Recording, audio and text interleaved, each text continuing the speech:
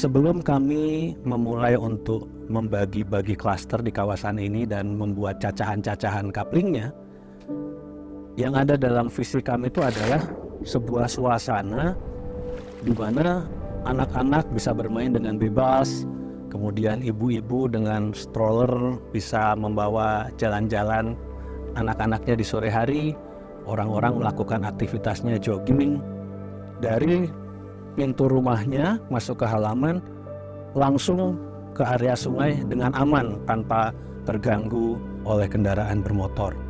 Nah, kami pertama memulainya dengan sketsa-sketsa seperti ini ya, untuk menyampaikan ide bahkan jauh sebelum master plan itu sendiri dibentuk.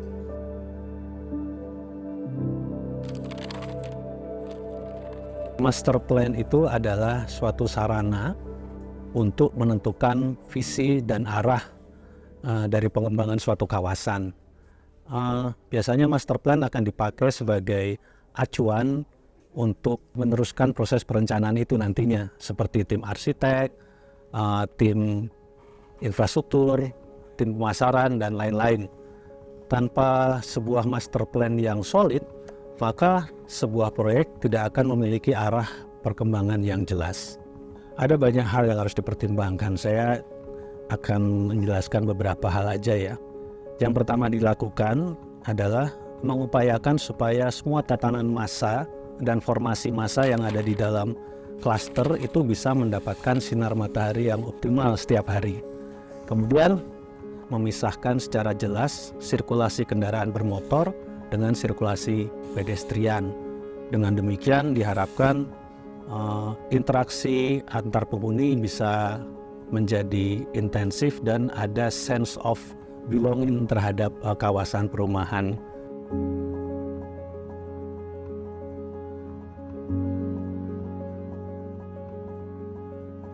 Beberapa hal yang penting harus kita lakukan adalah pertama memberikan perhatian dan respon ya terhadap kondisi existing yang ada di tapak tersebut.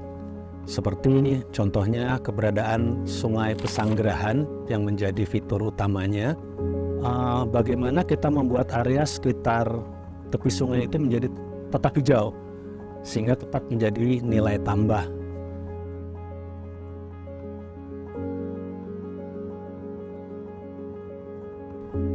Kita merekayasa topografi lahan sedemikian rupa yang terus terang cukup unik untuk mengurangi cut and fill yang berlebihan, meskipun pada prakteknya itu tidak bisa dihindari.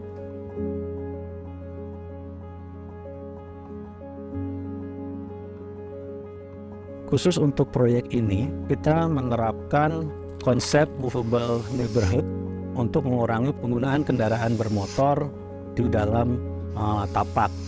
Diimplementasikan dalam bentuk green linkage atau ruang terbuka hijau utama yang diberi nama sebagai Gardenia Avenue, di mana ruang terbuka hijau itu pada akhirnya menjadi tulang punggung dari klaster-klaster yang ada di kawasan ini, sehingga penghuni bisa terangsang untuk keluar rumah melakukan kegiatan.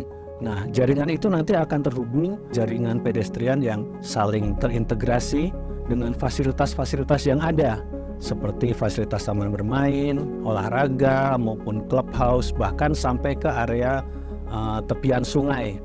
Jadi disitulah kami berusaha membangkitkan ruang komunal yang atraktif yang pada akhirnya akan sustain sampai di masa mendatang. Kemudian kita juga memilih varietas lokal dan material perkerasan lokal untuk mengurangi carbon footprint. Dan terakhir yang terpenting adalah bagaimana kita menciptakan layout yang menarik untuk menjaga keseimbangan antara efektivitas lahan saleable dengan ruang terbuka hijau yang berkualitas, sehingga diharapkan nilai jual properti tetap optimal dan memiliki daya saing yang tinggi.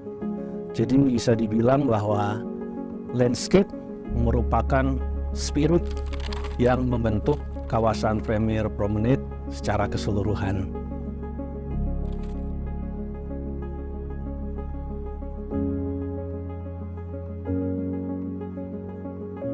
Ada beberapa tema yang kita coba masukkan di sini ya, yang semuanya diambil dari berbagai budaya yang ada di Asia.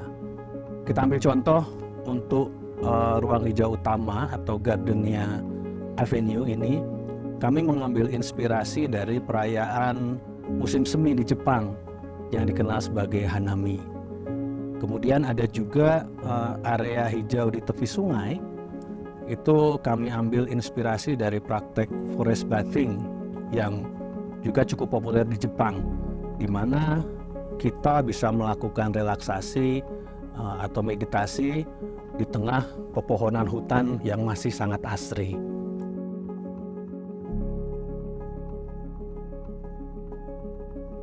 Kami sangat menghargai ya kerjasama yang sudah terjalin dengan pihak Premier yang telah memberikan kami keleluasaan dan kebebasan dalam berkarya, sehingga ya terciptalah sebuah karya yang sangat membanggakan tidak hanya bagi kami, tapi juga bagi pihak-pihak lain yang terlibat di dalamnya. Sesuai dengan komitmen perusahaan kami yang sudah berada di Indonesia selama 25 tahun dan selalu bereksperimen untuk menghasilkan karya terbaik bagi klien kami berharap kerjasama ini bisa berlangsung sampai ke 25 tahun yang akan datang, mungkin lebih. Ya, kami berharap bahwa apa yang sudah kami rencanakan di sini itu bisa menjadi pemantik untuk lahirnya sebuah gaya hidup urban yang terintegrasi dengan alam secara harmonis.